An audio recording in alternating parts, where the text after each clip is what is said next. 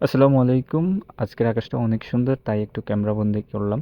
কেমন আছেন সবাই? আশা করছি সবাই ভালো আছেন। বিলিস ফার্মিং চ্যানেলের পক্ষ থেকে সবাইকে অভিনন্দন। সবার কাছে একটা অনুরোধ, যদি আমার ফেসবুক পেজ থেকে ভিডিওটি দেখেন অবশ্যই একটা ফলো দিবেন, আর যদি ইউটিউব চ্যানেল থেকে দেখেন অবশ্যই চ্যানেলটি সাবস্ক্রাইব করুন। আমার ফার্মে প্রথম বেসে বাচ্চা পাওয়ার পর আরও কিছু বাচ্চা পাই, তো হচ্ছে যে তার ভিডিও আপনাদের জন্য আজকে। তো আমি ভাবলাম যে এই বাচ্চাগুলো যেগুলো এখন আপনার হচ্ছে যে দেখতে পাচ্ছেন, এই বাচ্চাগুলোকে বিক্রি করে এদের জন্য মানে আমার হাঁস, বর্তমানে যে হাঁসগুলো আছে এদের খাবারের ব্যবস্থা করব আর কি, যাতে করে আমার নিজের থেকে আপনার টাকা দিতে না হয়। তো হচ্ছে যে আমাদের একটা বিষয় লক্ষ্য রাখা উচিত যে যারা বাণিজ্যিকভাবে খামার করতে চাচ্ছি, কিংবা আমরা একটা দুটো শখে আপনার হাঁস পালন করি, সেক্ষেত্রে হচ্ছে যে আমাদের এ গ্রেডের বাচ্চা নির্বাচন করতে হবে।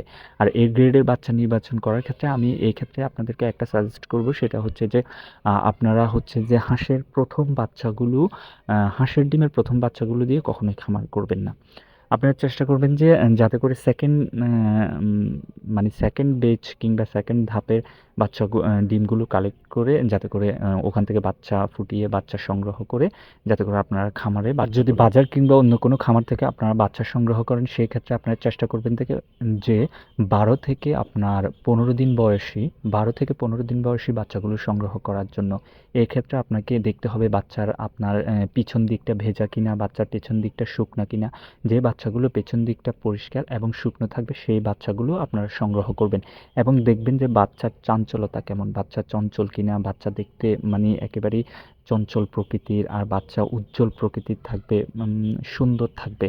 হ্যাঁ, প্রচণ্ড চঞ্চল থাকবে, বাচ্চা খাবার খুঁজবে, খাবার খেতে চাইবে, বাচ্চা ঝুম অবস্থায় থাকবে না, বা মানে এক জায়গায় ঝুম ধরে বসে থাকবে। খামার কিংবা বাজার থেকে যখন বাচ্চা সংগ্রহ করবেন, আপনারা চেষ্টা করবেন যে পরিচিত লোক থেকে, ভালো পরিচিত কিংবা ভালো মন মানসিকতার লোক থেকে বাচ্চা সংগ্রহ করার জন্য।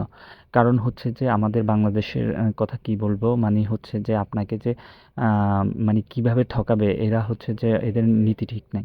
তো সেক্ষেত্রে হচ্ছে যে সবাই আর এক না, সেই ক্ষেত্রে আপনাকে একটু যাচাই কিংবা সব কিছু বিবেচনা করে আপনাকে বাচ্চা সংগ্রহ করতে হবে। আর খামার করার পূর্বে আপনাকে দুটো জিনিস বিবেচনায় রাখতে হবে, সেটা হচ্ছে যে একটা হচ্ছে যে আপনার খাবার, আর একটা জিনিস হচ্ছে যে মেডিসিন। এই দুটো জিনিস আপনি কোথা থেকে সংগ্রহ করবেন, মানে আপনি যদি অল্প পরিমাণে হাঁস পালেন সেটা হচ্ছে অন্য কথা, আর যখন বেশি পরিমাণে হাঁস পালবেন অবশ্যই হচ্ছে যে আপনার আগে খাবার ব্যবস্থাপনা ঠিক রাখতে হবে, না হলে আপনাকে পাগল পাগল হয়ে যেতে হবে।